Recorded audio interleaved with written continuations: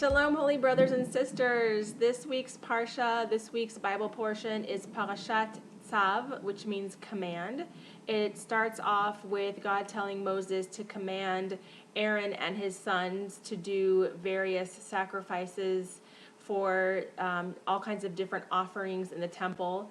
It gives us the instructions for it's a continuation basically of like from last week's portion of all of the various types of offerings, the sin offerings, the Thanksgiving offering, and it's found in the book of Leviticus. It's the second Parsha in Leviticus, and it starts with chapter 6 verse 1 and it goes through chapter 8 verse 36.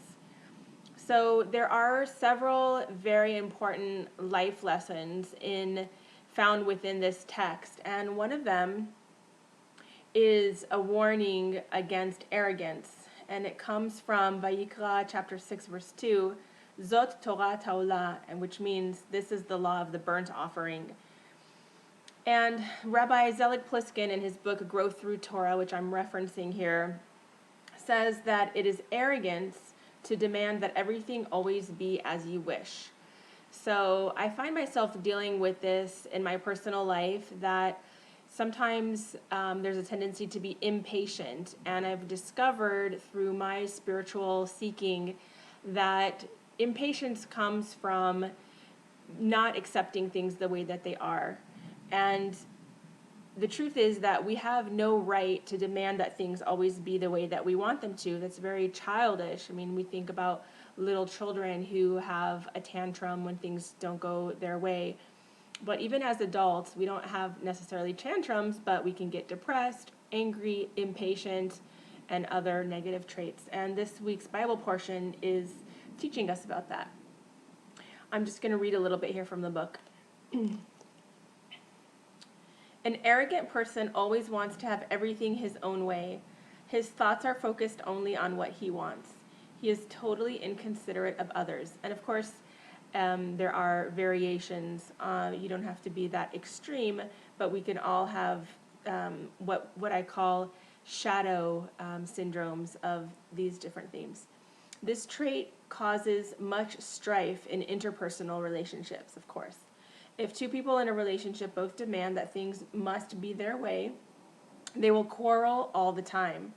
If such a person finds someone who is submissive to him, he will get his way, but the heavy price of causing another human being pain and anguish.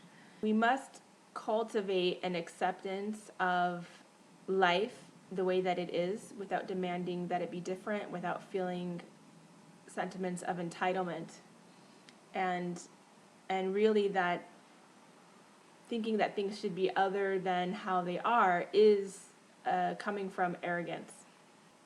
So this week's Bible portion is teaching us to be aware of the needs and feelings of other people, be willing to compromise on your demands of how things should be. While you need not always give in to others, when you take someone else's needs into consideration, you gain spiritually more than you would have by demanding that only your wishes would be met. And that reminds me of a teaching from last week's Bible portion that the word korban, which means sacrifice, comes from the root karov, which means close.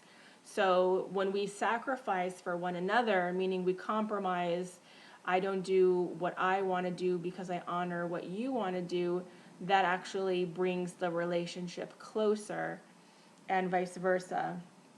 So sacrifice leads to closer relationship. The next item that I want to share to you is coming from Vayikra chapter 6 verse 4, and it says, "Then the priest shall take off his garments and put on other garments and carry forth the ashes out of the camp into a pure place."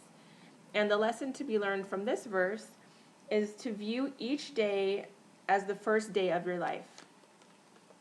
So again, we're seeing themes of renewal that are coming again and again in these Bible portions.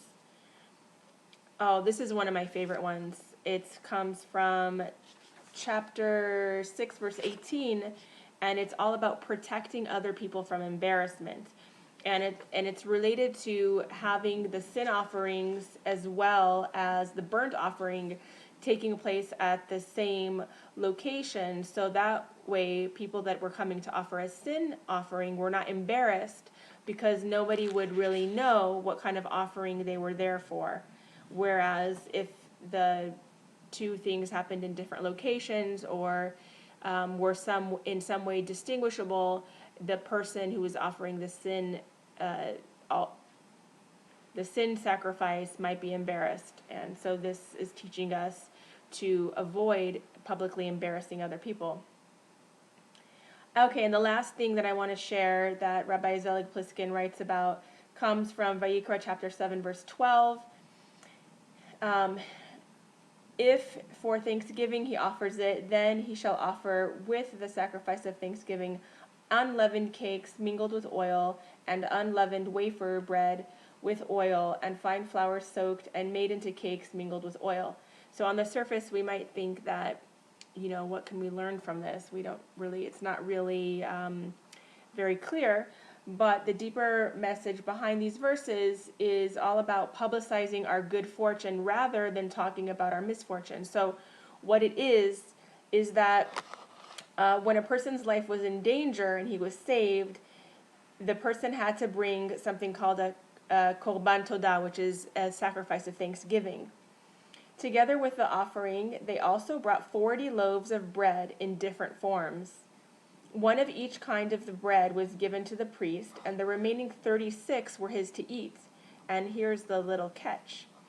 There was a time limit of the remainder, so that they had to be eaten within 36 hours. And so what that forced them to do is to share it with other people, because in those days they didn't have refrigerators.